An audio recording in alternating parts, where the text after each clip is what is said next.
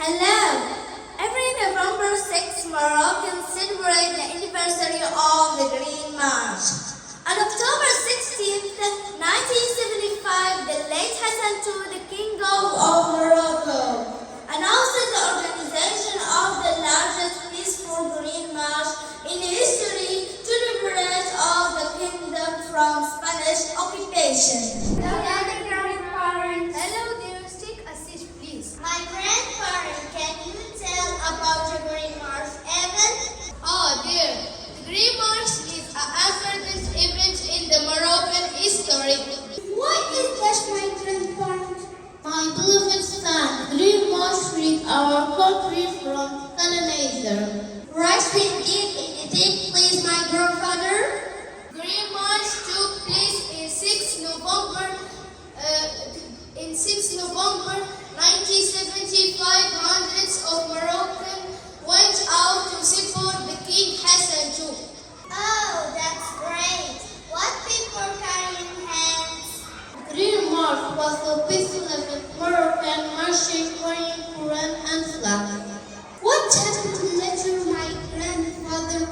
People sang joyfully along the way. My son, they made the colonizers scared. They were really brave people, right? Yes, of course. Ittihad, Moroccan regained its province and the people living in peace. Amazing. Thank you, grandparents. Thank you, Riad, Ittihad. Green March was a well-publicized, popular march of enormous property. It was a clever idea from the King Hassan II in the 17th century. On 6 November 1975, approximately 350,000 unarmed Moroccans moved to the city of Scolaire in southern Morocco. They waited there for a signal from King Hassan II. Tomorrow, God willing, you will pass the border. Tomorrow, God willing, you will stay on a part of your territory, touch the sand of your Sahara, and kiss the soil of your beloved nation.